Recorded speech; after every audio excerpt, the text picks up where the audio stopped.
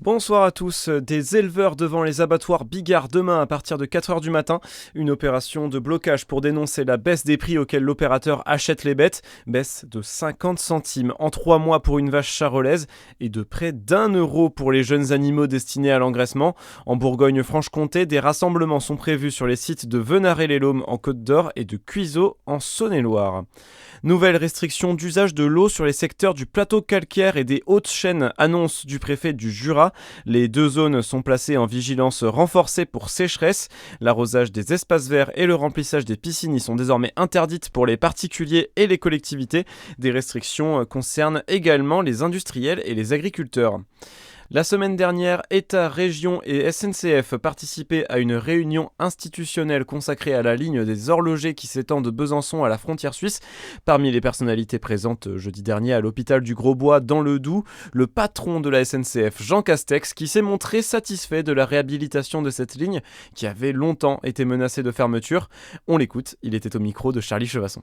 Il reste encore à faire, vous dites un goût d'inachevé, on a tous des goûts d'inachevés, mais enfin, commencer par parler de ce qui reste à faire sans s'apesantir, c'est pas de l'autosatisfaction, c'est dire la vérité aux gens, cet argent il n'est pas magique, il ne sort pas de n'importe où.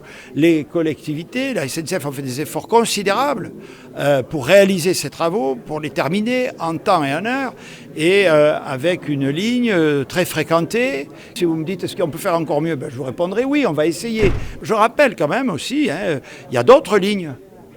Dans la région, dans le département, il faut s'occuper de tout le monde. Les travaux menés entre 2019 et 2024 auront coûté 110 millions d'euros et d'autres investissements de 30 à 50 millions d'euros pourraient être annoncés sur cette ligne.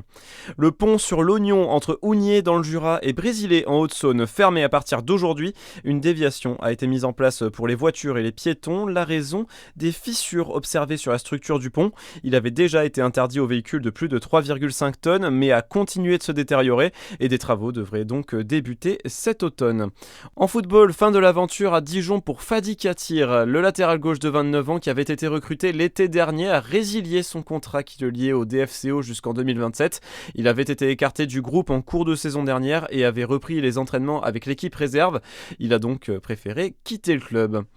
Dans le reste de l'actualité, Emmanuel Macron en Gironde aujourd'hui, le chef de l'État qui a présidé ce matin une réunion de crise sur les incendies veut aller à la rencontre des forces mobilisées et des élus locaux.